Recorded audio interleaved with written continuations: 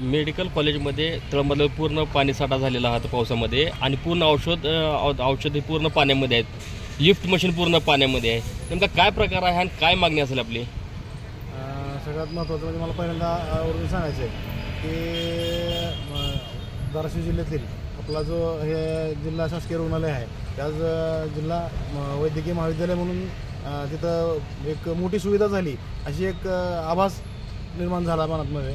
परंतु जिल्ह्यामधील सर्वसामान्य लोकांचा पहिला आणि शेवटचं जर कोणते एक वैद्यकीय सेवा मिळवण्याचं ठिकाण कोणतं असेल तर हे जिल्हा शासकीय रुग्णालय आहे.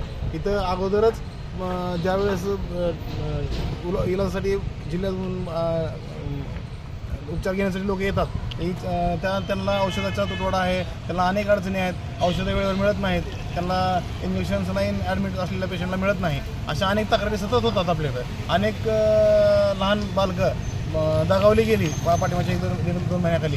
हे सगळं प्रकरण घडत असताना ज्या औषधावर हे सगळे यंत्रणा टिकून आहे जिल्ह्याभरातील लोक या ठिकाणी पहिला आणि शेवटचा एक उपाय म्हणून त्या ठिकाणी येतात. त्या लोकांना ज्या औषधाची सुविधा इथं मिळायला पाहिजे होती खात्रीशीर, तर ती खात्रीशीर सुविधा किती सुरक्षित आहे हे आज इथं कळतं आहे.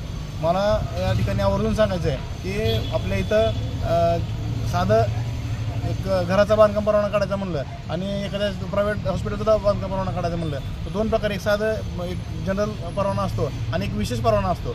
आता एवढं मोठं वैद्यकीय महाविद्यालय आपल्याला आहे, याचा विशेष परवाना शासनाकडून ज्यावेळेस मिळतो त्यावेळेस त्याला पूर्ण स्ट्रक्चर ऑडिट करून घेतल्याशिवाय पूर्णत्वास याचा म्हणजे वापरासाठी परवानगी मिळत नाही. एवढं सगळं असताना जर समजा ती परवानगी मिळाली असेल तर हे पाणी तिथं गेलं कसं? स्ट्रक्चर ऑडिट करून घेतलं नव्हतं का? किंवा अर्धवट असतानाच इमारत ताब्यात घेऊन इथं हे वैद्यकीय महाविद्यालय चालू केलं आहे. औषधाचा ज्या ठिकाणी त्यांना सुरक्षितच्या पद्धतीनं त्यांना सुरक्षित ठेवलं जातं आहे. प्रायव्हेट हॉस्पिटल आपल्या मेडिकलमध्ये आपण जर गेलो तर तिथं काही विशिष्ट औषधं अशी असतात की त्यांना ते AC वातानुकूलित व्यवस्था करून ठेवावी लागते, तर ती तशी व्यवस्था असते. तशा काय व्यवस्था आपल्या इथं आहेत का? जर तशा असतील तर पाणी तिथं गेलं कसं काय? ह्या सगळ्या अनेक गोष्टींचा एक विचार प्रशासनानं केला पाहिजे. सार्वजनिक बांधकाम विभागातील लोकांनी केलेल्या दुर्लक्षामुळे जर पाणीमध्ये जात असेल आणि ते अर्धवट असताना जर वैद्यकीय अधिकाऱ्यांनी जर ती इमारत ताब्यात घेतली असेल आणि ती ज्या ठिकाणी औषधांचा साठा केला पाहिजे त्या सुरक्षित ठिकाणी तो केला नसेल तर ह्या सार्वजनिक बांधकाम विभाग आणि आरोग्य विभाग या दोन्ही विभागातील अधिकाऱ्यावर, जबाबदार अधिकाऱ्यावर कारवाई होणं अपेक्षित आहे. आणि ह्या ज्या औषधाचं नुकसान झालं असेल तर त्याचं एक ऑडिट करून त्या औषधाचं नुकसान झालेल्याच्या ज्या काही किंमत शासनाला वर बुर्धन पडणार आहे, म्हणजेच ती सर्वसामान्य लोकांवर बुर्धन पडणार आहे, तर ती त्यांच्याकडून वसूल करता हे जे जबाबदार अधिकारी आहेत सार्वजनिक बांधकाम विभागाचे आणि वैद्यकीय महाविद्यालय किंवा या वैद्यकीय क्षेत्रातील जे अधिकारी आहेत यांच्याकडून ती वसूल करण्यात यावी, जेणेकरून त्या सर्वसामान्य लोकांच्या पैशावर पुन्हा एकदा आणि त्या झालेल्या नुकसानीचं बुर्धन पडू नये. माझी एक आवर्जून या ठिकाणी मागणी आहे आणि जे दोषी असतील तर त्यांच्यावर कडक कारवाई व्हावी ही एक मी आपल्या माध्यमातून अपेक्षा करतो आणि मागणी करतो. या ठिकाणी आपण उस्मानाबाद जिल्हा शासकीय रुग्णालयातील जे उस्मानाबाद जिल्ह्याचं आरोग्याचं वरदायिनी आहे अशा मेडिकल कॉलेजच्या समोर आपण उभा आहोत.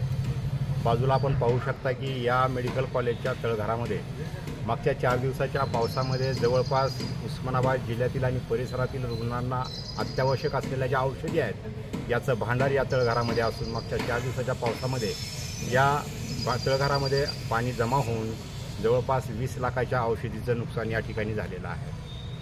आणि वस्तुस्थिती अशी आहे की या ठिकाणी ज्या प्रकारे औषधाचं नुकसान झालं या प्रकरणावर पांघरून टाकण्यासाठी इथले बरेचसे अधिकारी, सार्वजनिक बांधकाम विभागाचे अधिकारी, ठेकेदार आणि गुत्तेदार मोठ्या प्रमाणामध्ये या प्रकरणाला दाबण्याचा प्रयत्न करत आहेत. तर याचा परिणाम असा होत आहे की मागच्या 2-3 दिवसापासून या ठिकाणी जे उपचार घेणारे गोरगरीब सर्वसामान्य रुग्ण आहेत या रुग्णांना नाहक त्याचा त्रास सहन करावा लागत आहे. बाहेरच्या मेडिकलमधून विविध औषधी या ठिकाणी रुग्णांना द्याव्या लागत आहेत. या सर्व नुकसानास कोण जबाबदार आहे? वास्तविक पाहता या मेडिकल कॉलेजची जबाबदारी इथल्या डीन, अधीक्षिका ज्या डोमकुंडवर मॅडम आहेत यांच्याकडे ते सर्व जबाबदारी असतानासुद्धा त्या आपल्या जबाबदारीपासून दूर पळण्याचं काम या ठिकाणी त्या करताना दिसत आहे. काय मागणी की या ठिकाणी जे नुकसान इथल्या सर्वसामान्य रुग्णांना होत आहे ते नुकसान टळलं पाहिजे. त्यांना औषधी आणि ज्या अत्यावश्यक गरजूच्या बाबी आहेत त्या तात्काळ या ठिकाणी उपलब्ध केल्या पाहिजेत. त्याचबरोबर या ठिकाणी या तळघरामध्ये ज्याचं औषधाचं औषधी शिफ्ट करण्यात आली ते कुणाच्या आदेशावरून करण्यात आली, या भांडारगृह असताना सुद्धा औषधी इकडं का आली, कोणाच्या आदेशावरून आली, याची सुद्धा चौकशी झाली पाहिजे. त्याचबरोबर ही इमारत नवीन आहे, या इमारतीमध्ये वॉटर हार्वेस्टिंग प्रोजेक्ट राबवणं अत्यंत गरजेचं होतं, परंतु ठेकेदारांनी या ठिकाणी कोणत्याही प्रकारचा पाण्याचा निचरा होण्याची व्यवस्था केलेली नाही. त्यामुळं पावसाचं पाणी किंवा इतर पाणी सर्व या तळघरामध्ये जमतं.